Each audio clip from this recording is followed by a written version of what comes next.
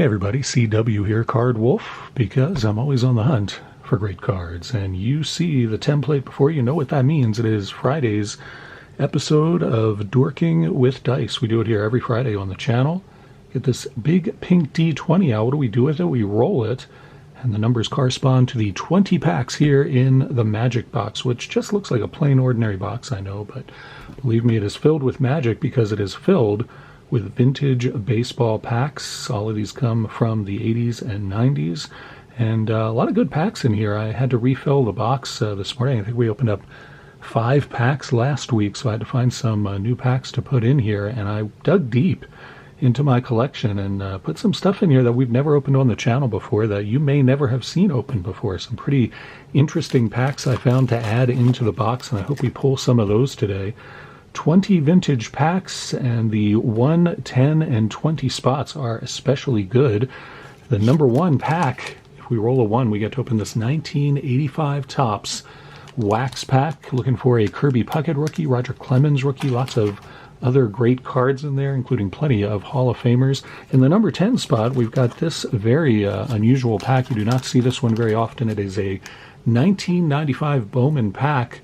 And the big card that you pull with this, and the thing that has made these packs become quite desirable and somewhat valuable lately, is Scott Rowland has his prospect rookie card in here, and you're looking for the gold foil version of that, which is a very, very pricey card. Rowland doesn't have very many rookie cards, and one of them could be found in this pack. So these are getting very tough to find, and we may open that one today if we roll a 10. If we roll a 20, we get to open this one. New pack to the box. It is Pinnacle 98, and this is Pinnacle Epics.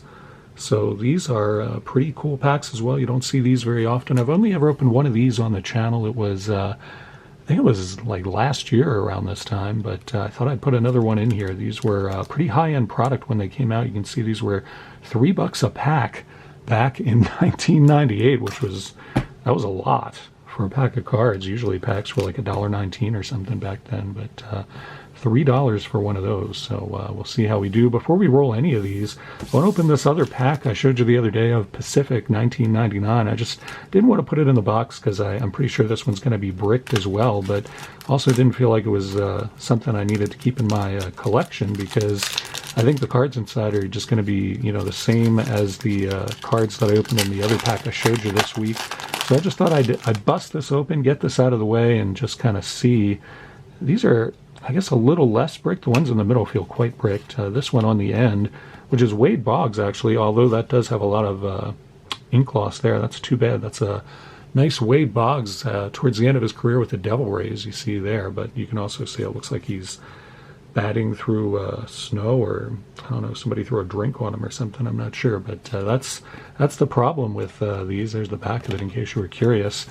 And then you got Matt Stairs. That is the, I think, the red parallel there, and that was still not too stuck to Makoto Suzuki there, but and that's a nice rookie of that player. And then behind him is Ozzie Guillen, longtime major leaguer, and you can see there's just, I'll bring it up closer to the camera, there is some ink loss up in this area. Those weren't too bad. Those were a better, those 4 anyway, were a little better than the others, and these are actually coming apart too. I've had this one in the freezer for a while, so maybe I just need to leave it in there for like, you know, a month or something. It will help. Let's see what we have in here. It's Jose Offerman from Kansas City, and Eric Chavez, rookie card there of that Oakland A's player.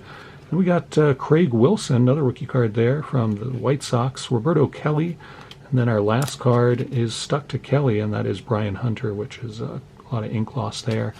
So just thought I'd open that and get that out of the way. Boggs was easily the best card out of there, but because of the ink loss, you know, that's probably not one that I'm going to keep, unfortunately. It's a shame to see, you know, such nice cards experience that, but that's what happens sometimes with these really glossy cards from the older days. They stick together and you just can't do anything to get them apart so that they don't get damaged. Let's see what our first pack is today out of the magic box here on Dorking with Dice. We roll, looks like a 6. Yes, that is a 6. It's got the little dot down there in the corner, so count backwards from the 10 spot. That one was 10, 9, 8, 7, 6 is a pack.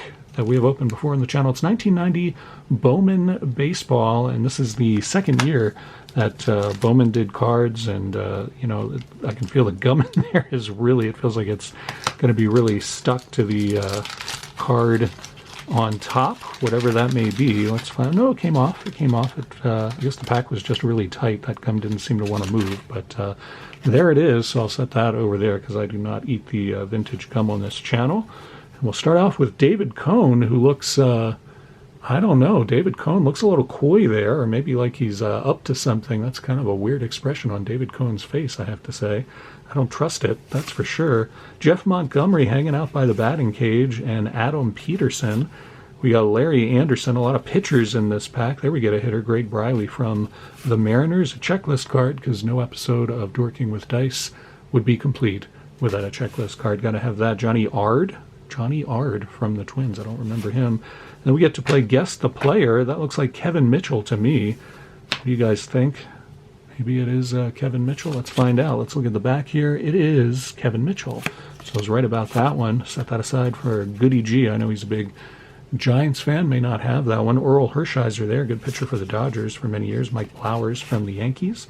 Jay Howell and Willie Smith, also from the Yankees. Walt Weiss, really good infielder for the A's. I think Walt Weiss won Rookie of the Year, too, if I'm remembering right. Steve Wapnick, who looks goofy in that picture. I'm just going to say it's Steve Wapnick, who I also don't remember. And there's Randy Johnson. We get a nice Hall of Fame pull out of that one. Nice Randy Johnson card. Good image on that card, too. I like the in-action shot. It's a pretty good one. Nice Randy Johnson there. We'll put that in the Wolf Lair for sure over there by Little Wolfie's Paws. And we'll get our second pack today. See how we do on this roll. Maybe we'll hit one of our big ones. We get, thought we were going to get the 20, but instead we get the 2. It really wanted to go to 20, but we got 2 instead. That's an easy one. It's right here. And it is Upper Deck Baseball 1992. And this is one where we could find a Ted Williams autographed card. He signed, I think, 2,500 cards for this product, and they were randomly inserted in packs. And I am quite certain that all 2,500 were not pulled, because there are a lot of unopened packs of this product still out there getting opened, and we're about to see one right here on the channel. Of course, I always say whenever I open these Upper Deck packs how thick the foil is, and one of these days I'm going to bake a potato in one of these Upper Deck wrappers, and we're going to see how that potato turns out. I offered to do that with my son the last time we opened one of these, and he kind of gave me a face that made it clear he would not be eating that potato, and I can't really blame him. I can't blame him for that. Of course, Upper Deck means the cards are going to be upside down and backwards and all kinds of orientations there, but we'll sort it out. Billy Landrum there pitching for the Pirates, and we got Jerry Don Gleaton, 2 pitchers starting us off here. There's Carlos Martinez, and we flip this over for Roberto Kelly. I think that's our second Roberto Kelly in 2 packs. I find that very suspicious, and it's put me on edge. Gary Templeton there, longtime shortstop for the Cardinals, and there he is with the Mets. We got Lance Parrish, really good player for the Tigers, and there he is with the Angels. Andy Benes, of course, very good pitcher for the Yankees and the Padres, right there on the sideways card. We got Jeff Blauser, showing that he made the tag. Andahar Cedeno, son of Cesar Cedeno, really good player from the 70s for the Astros, and there's Andahar playing for the Astros as well. Danny Tartabull running to the warning track in the back of the stadium there for the Royals. Ozzie Smith, nice Hall of Famer there. Ozzie Smith, shout out to Curtis at Positive Breaks. Terry Mulholland from the Phillies, and we get a nice prospect card here of Tom Nevers posing with the Tourists logo there on his shirt. The Tourists were, that was Amy Lennox's first band. I think Annie Lennox was, I think she was with Dave Stewart, too. I think their band was originally called The Tourists, and then they became the Eurythmics. Leave it to me to know the music trivia, of course. Now, what do we have here? Sideways card. What Blue Jay is this? We figured out Kevin Mitchell from the Bowman pack. I'm not sure who that is. I'm going to guess Dave Stieb, maybe? I don't know. I don't know if he was still pitching for the Jays in 92. I don't think he was. I don't know who that pitcher is, actually. You guys take another look at that and see if you want to play the home game. Let me know who you think that is. It is Dave Stieb. How about that? I thought that might be him, but I didn't know if he was still pitching then. You see the, I think that's called the CN Tower back there in the beautiful Toronto Stadium. And then Ted Williams' insert card, not autographed, unfortunately, but that is his election to the 1966 Hall of Fame there. And during his election speech, I don't know if you've ever watched this on YouTube, but if you haven't, you should. Ted Williams, a very articulate man, very smart guy. And he made a strong case for getting Negro League players into the Baseball Hall of Fame in Cooperstown. Really good speech. If you haven't watched it, you should. I'll put that Ted Williams in the Wolf Lair too. Why not? We'll leave Dave Steeb on top. Get our next pack out of the box. Roll for our third pack today and see how we do. We want one of those big packs in the 1, 10, and 20 spot. How do we do here?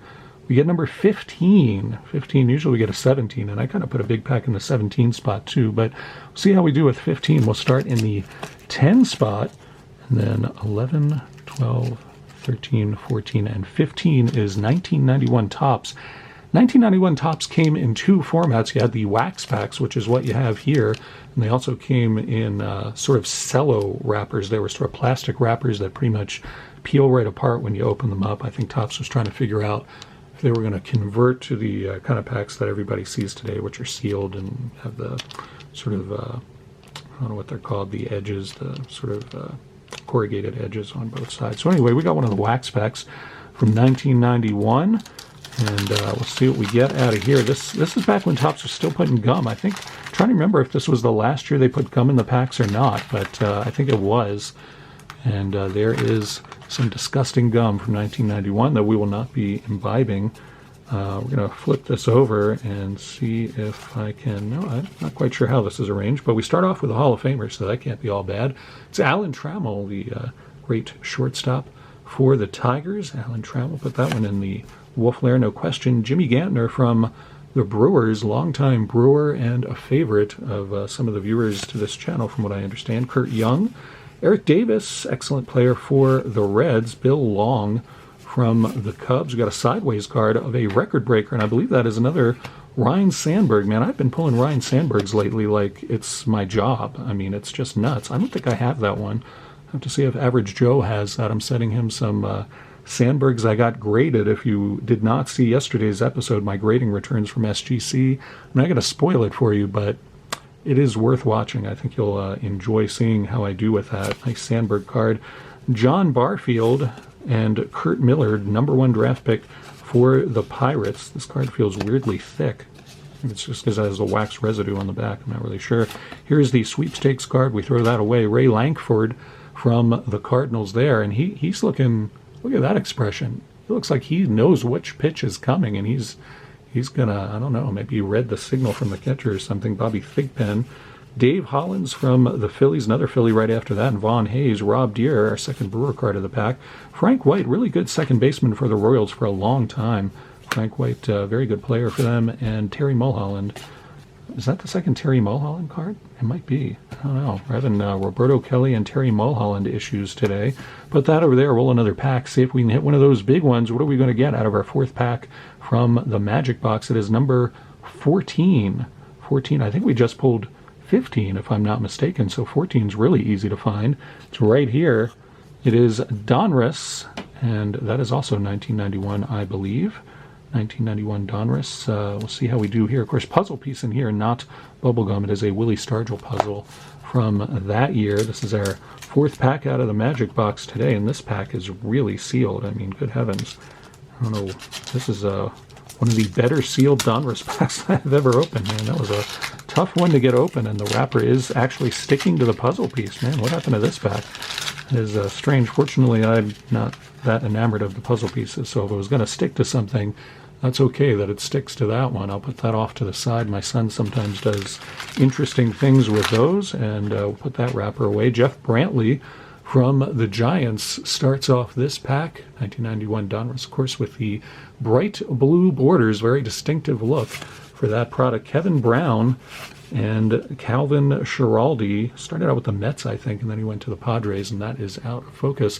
What is up with our packs today? I feel like we've been starting off all of our packs with like 3 or 4 pitchers. Have you noticed that?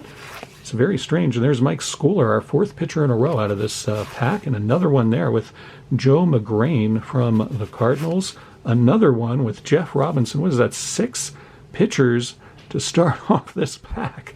That is crazy. And another one, Bob Patterson, from the Pirates. And I got to say, a lot of these pitchers are not exactly stars. It would be different if we were pulling like Nolan Ryan and Don Sutton or something.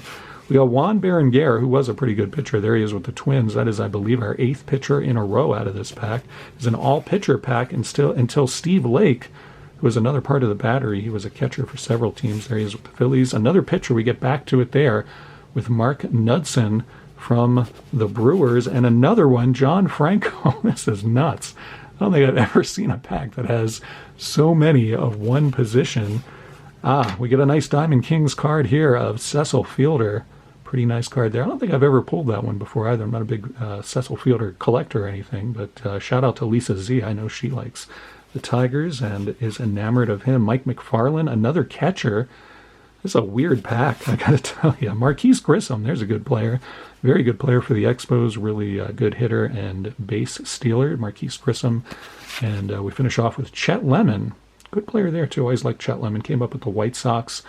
And there he is with the Tigers. He was a pretty good hitter, good leadoff guy, and a really good outfielder, good fielding outfielder. Chet Lemon there. So I guess we'll put the Diamond Kings card on top of this very pitching-heavy pack and place it over there with Dave Steeb. Do we want to roll another one? I think we should. I feel like these packs, we've gotten some good cards, but I want to hit one of the big packs, or I want to hit one of the several packs I put in there that we've never opened on the channel before. See what we do. We'll do a 5th pack here and see what we get. Let's hope we get a 1, 10, or 20. What's it going to be? It's going to be number 12. All right, let's see what's in number 12 spot. I know where the 10 is. It's right here.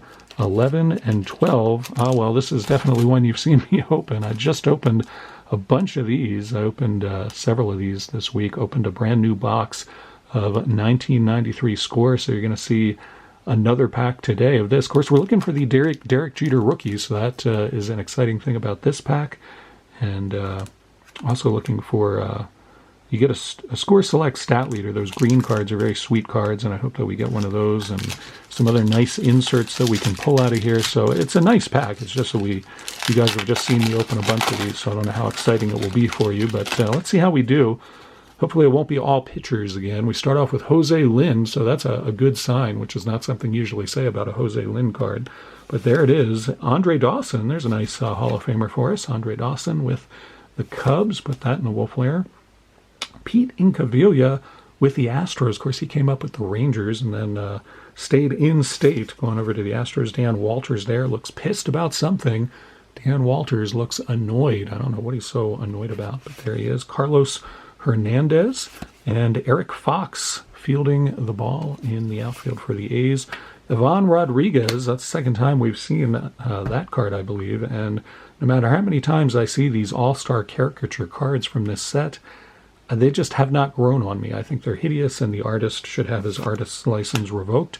Kirk McCaskill there, and Dream Team card. That's pretty nice. Tommy Glavine, Hall of Famer Dream Team card there. Pretty cool to see that one. And as I said, I think the theme with all of these cards is the players have to look dreamy. They have to have a dreamy expression on their face, and Tom Glavine certainly does on that card. We'll flare that one. Brett Butler, a leader in on-base percentage there with the Dodgers, and he was 3rd behind Bonds and Kruk.